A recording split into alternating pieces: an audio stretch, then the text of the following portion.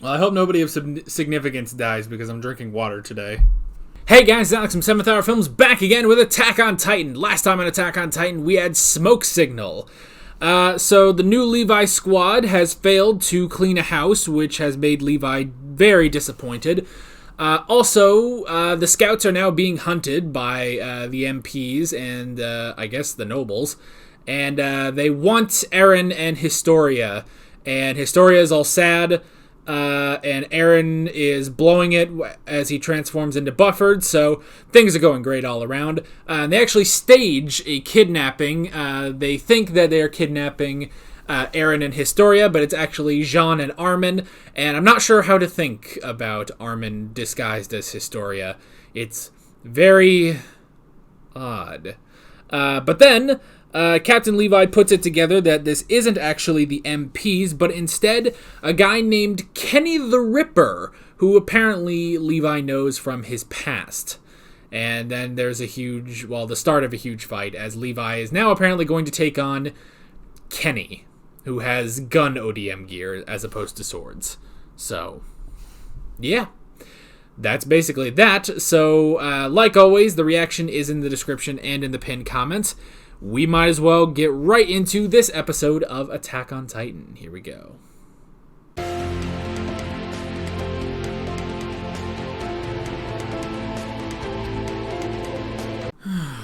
Okay, we don't have anything too in particular, per se. And I know this is water that I'm taking a shot of, but water seems the most appropriate, because we are going to take a shot for the death of Armin's innocence. I feel like that's only fair. Water.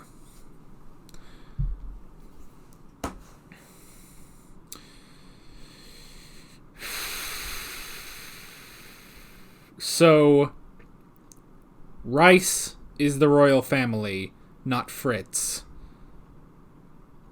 Historia is the true heir to the throne. Levi's name is Ackerman. Alright. Cool. Cool.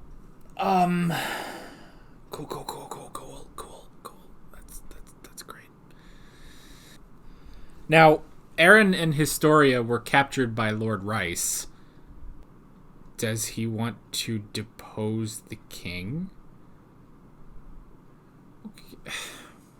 How is Historia the rightful heir to the throne? Is she not an illegitimate child?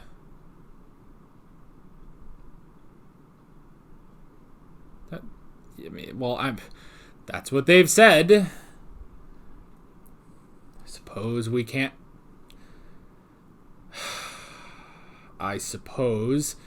can't say for certain. But Rice is the true royal family, not the king. And from how they say it, Historia is the rightful heir to the throne. Which is the fucking Stannis Baratheon of this show. Jesus. She is not as hardcore as Stannis Baratheon, though. You know, she's our beautiful little angel, but still. I mean, you can't just, drop things, you know? Like, it literally, I swear to God, you know what? A normal reveal is, there's your big reveal. Whereas, I swear to God, this show is just like, so we're doing this, you know, there's Kenny, and he's, you know, a mass murderer, but now he's working for this, and he raised Levi. Levi's name is Ackerman, by the way, but, you know, whatever. And then, they have the whole thing about killing and stuff, and, you know, Eren and Historia have been captured by Lord Rice. Also, the Rice family is the real royal family. And also, another thing, Historia is the rightful heir to the throne. I swear to God, that's how they drop shit on this show. There's just, oh, look at that. They don't even acknowledge that they drop, like, back to back, the Rice family is the true royal family. Levi's name is Ackerman. Levi's name is Ackerman.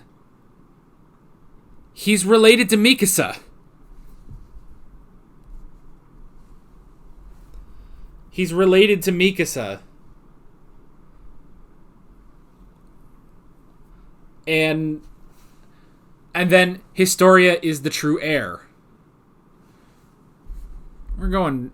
Okay, I gotta listen to that part again.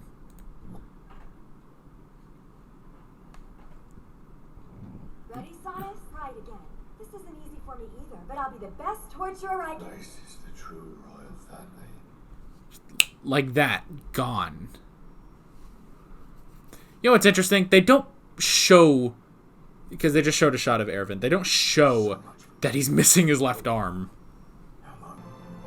The rightful heir to the throne is Historia? That's correct. And based on that knowledge, we're assuming that she and Aaron have been taken to Lord Rice.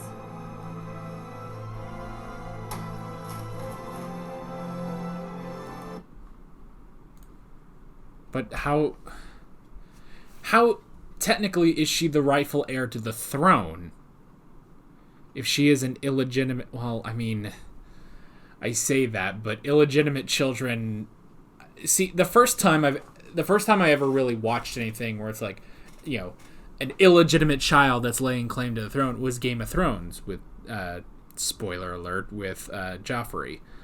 And so ever since then, I have it in my head. It's like, well, wait, like a bastard, like a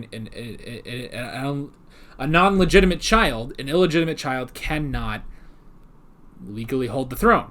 Not the case in a lot of things. And so here it's like, oh, well, she's the rightful heir. It's like, wouldn't the rightful heir...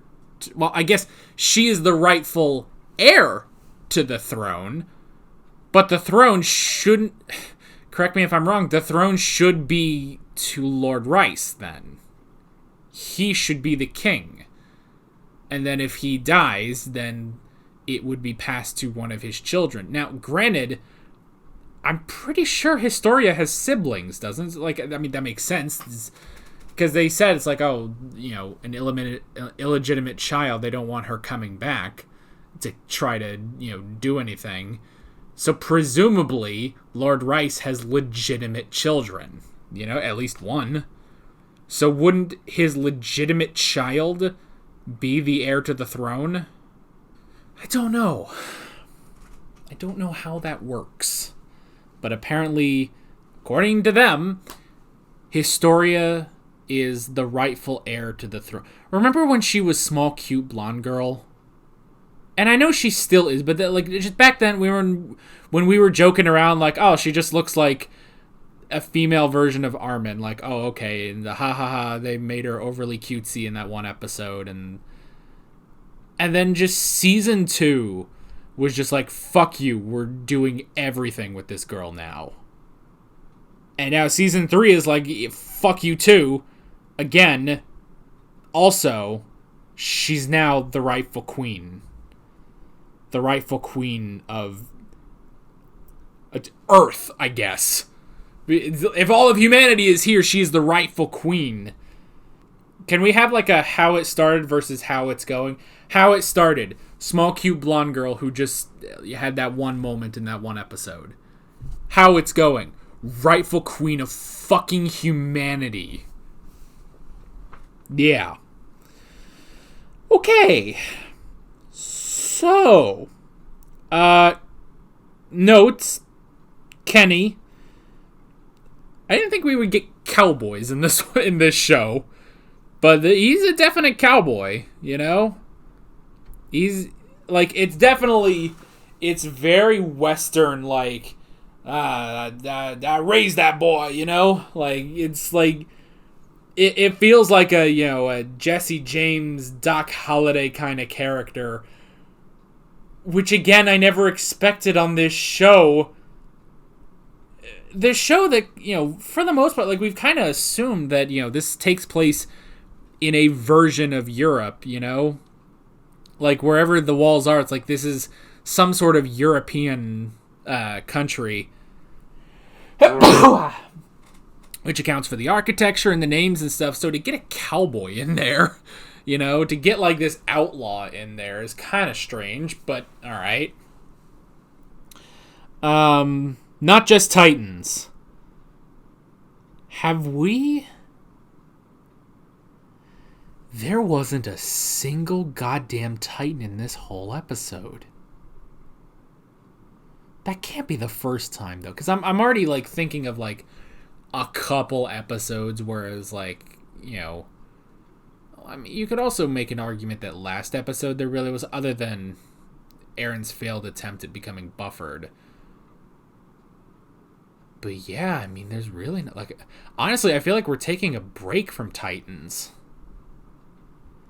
There wasn't, like, unless you count Eren, but he's not in his Titan form. He's not buffered. But if you don't count that, there wasn't a single Titan in this episode.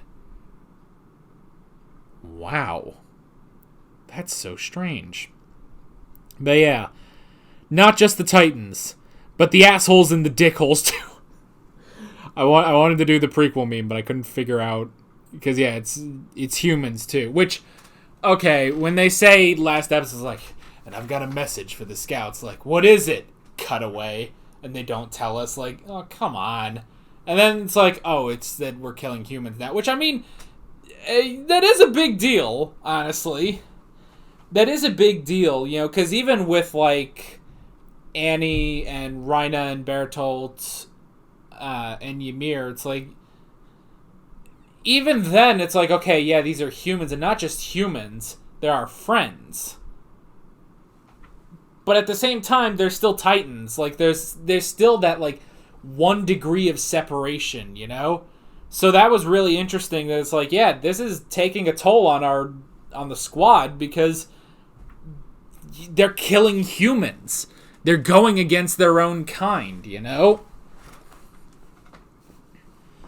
So, oh my gosh, I keep getting beard crap on my table. Jeez, I cleaned it this morning too.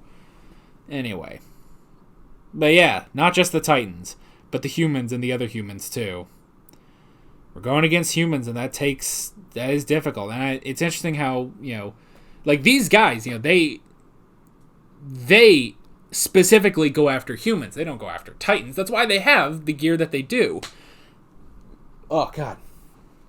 That's why they have the gear that they do. They have guns, not swords, because they can, you know, because they're going after humans. Those guns aren't going to do jack shit against Titans, you know? But even though they all have guns and ODM gear, can we stop and admire the brilliance of Captain Levi's fighting in this? Oh my God. That was incredible. Like, because it's like, okay, we have to come up with how Levi is going to face these guys. He has his Titan gear. You know, it's ODM gear, but he has his swords. They have guns. How the hell does Captain Levi deal with these people? And I love the use of using the gear, not his swords per se, but using the gear to skewer people and bring them to him, and then he kills them. That is brilliant. I love the idea that Levi would immediately be, you know, able to do that. Now, obviously you can infer that maybe he was trained with similar gear, or at the very least he was trained with guns by Kenny. But I gotta say, like, that is just brilliant, the way he used basically his grapples. Like, that was just amazing. I wanted to highlight that, so that was good. No hesitation. You hesitate, you die. And that was true for that person that hesitated against Jean, which was interesting. I like that immediately after, you know, showing that don't hesitate and stuff, immediately the enemy hesitates, and that's why they die. I like that little moment there, because obviously we don't want any of our squad to die, especially Jean Kirstein. Kirstein? I forgot which one it was. Might have been Kirstein. Jean Kirstein. That sounds right. So, obviously we don't want best boy Jean Kirstein to die. So I'm kidding. I love Jean. He is honestly, like, I don't know if he's like top 5, probably not, but like maybe lower of top 10, maybe number 10 on my list of favorite characters, you know? With Captain Levi kind of he's clawing his way up. Like, Captain Levi's about to overtake Mikasa at first place. But anyway, so yeah, but I like that idea of, you know, they say the no hesitation, and what you expect is someone hesitates and then something happens and it's like, oh, well, you know, they get saved and it's like, oh, well, if you hesitate again, that's not going to work. And it's like, okay. But I like the idea that the way they show that is the enemy hesitated, and that was what allowed Armin to kill her. Which, that's the first time Armin's killed a person. And, you know, immediately, because they cut away, that you don't see what happens, and it cuts to Armin, and he's puking, you know, and he's puking and he's crying, and Mikasa's trying to comfort him, and he says, "Is that what you felt like?" Immediately, you know exactly what he's talking about. It's like, oh my god, Armin just killed a person. And he's asking Mikasa, like, is this what you felt like? Which we saw, you know, when we saw the death of Mikasa, when baby Mikasa, when she wasn't a baby no more, when baby Mikasa fucking murdered a guy, you know? So, oh my god. So yeah, that's the death of Armin's innocence right there. And it's interesting, you know, fucking Captain Levi's such a tough love boy, you know? Like, he was not there to really comfort Armin there, but it was interesting what he was saying, you know, like, hey, you soaked your hands in blood, and because of that, Jean is alive, you know? It's one of those things, like, basically like seeing the silver lining. Like, look, if you hadn't done that, Jean would be dead, and that would just be that, you know? So it's like, yes. And I like that because, you know, Jean says then, it's like, oh, I won't hesitate again. I thought it was wrong to kill humans, but now I see that I see that mindset is wrong, and I won't hesitate again. And I like Levi saying, dude, it kind of is wrong. I don't know what's right and what's wrong. I'm just doing what I can. I'm just, you know, I'm doing my job, basically. You know, like, I'm doing what I have to do to survive. And I like that he says that, because it's like, yeah, this is all new territory, basically. And yeah, it makes sense that, it's like, look, I can't really say for certain if this is good or not, but I'm just doing what I have to. And that's the thing. It's like, look, morality is sort of out the window. You just have to do what you can, you know? So that's the thing. Even the whole thing of, like, look, you soaked your hands in blood and Jean is alive. Was that morally good? Who fucking knows? But you did what you did, and it worked to our advantage, at least, you know? So I like that talk. You know, Levi, again, like I said, he's a tough love kind of boy. He's not sugarcoating anything, but I like that it's not all, like, it's very much a give and take. Like, his perspective, it's like balanced, basically. It's like, look, some shit is good, some shit is not as, or some shit is bad, some shit is not as bad. It's all still shit. Everything that's happening is shit. It just depends on what shit you're going to get into, basically. That's a good analogy, right? Yeah, like, as I stopped and thought about that, I was like, I don't know if that analogy made a goddamn sense. So, that's also not a phrase. Anyway. But yeah, so Armin is no longer our innocent boy, our innocent best boy. Oh well. Reeves, the Reeves Company, that was interesting. That whole thing of, like, oh, well, you know, if, like, Trust may be better off with the scouts than with the MPs, which made sense. And I like, you know, they tied that back. It's like, oh, this is the guy that was, like, holding up shit at the Battle of Trust, and Mikasa had to fucking deal with him. Like, I really like that they brought that back. And Yeah, so I thought that was really, really good. That he basically he basically did Alliance of Convenience with the Scouts just because it's like, I'm trying to do this for Trost, you know? So, I like that. We had the torture, which was interesting, torturing the guys. And then that was very interesting, playing it like the other guy basically sold him out, you know, and like the other guy cut a deal basically with the Scouts, which was interesting. And yeah, we had that whole thing about, we've kept the peace for so long. So I like that. Just to, like, basically seeing all of his ideals and then watching them chat. Now, they said one of those that they showed, it's like, he said something like that loud school teacher or something. And they flash it on screen for, I swear to God, like a second. Like, it's not on screen very long. But that was a man with blonde hair, glasses, and a blonde beard. That's the fucking Beast Titan, isn't it? It has to be, right? I have to go back and see what the others were. That teacher too smart for his own good.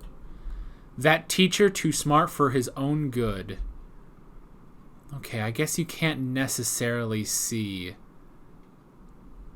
You can't necessarily tell that he's blonde, but it looks kind of blonde. It's light, at least. Like his hair is dark, so his hair is light. He has a beard and glasses. That has to be the fucking Beast Titan. So the teacher that knew too much... A stupid couple who tried to fly. A balloon. A whore who screwed up. Wait. What was that? Wrong man. A whore who screwed the wrong man? That's Historia's mother. Oh my God. Because that's Historia right there. She's young, blonde hair. That's how she puts her hair up. A whore that screwed the wrong man. That's Historia's mother being murdered. Oh my God. They show... Okay.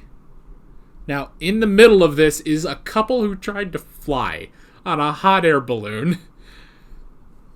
I don't have any connection for that, but the first guy, I'm 95% positive that's the Beast Titan, which way too complicates things. Because if that's the Beast Titan, why was he in the walls? Did he not start this? Maybe he didn't start this. Maybe he is a rogue force like I always thought. I don't know. But I am 95% certain that was the Beast Titan, and this, as this man has said, whore that screwed the wrong man, that is Historia's mother right there. Although, because obviously, that is Historia. 100%, that is Historia, that is her mother. If that's her mother, though, where did Historia get the blonde hair? Because her dad's not that blonde. Lord Rice is not that blonde. So, that was the Beast Titan, definitely. I don't know the couple that tried flying. So, I don't know. But that was definitely Historia's mother. That was Historia and Historia's mother. A whore that screwed the wrong man. That is Historia. That was Historia's backstory right there. Historia's backstory. And then all of this and his ideals and stuff, and then they fake the other guy cutting a deal, basically. He's like, oh, fuck it. Rice is the true royal family. Rice is the true royal family. Historia is the rightful heir to the throne.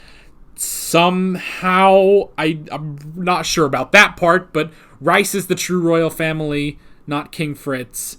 Also, Levi's name is Ackerman. Levi is related to Mikasa, so... Which does explain... I mean, let's face it, they do kind of look like family, honestly, and I guess that's mostly in, like, the hair. Like, their hair is it's similar. Obviously, Mikasa's is longer, but you know what the two of them have in common that look really similar? The eyes. They're cold, cold, dark eyes.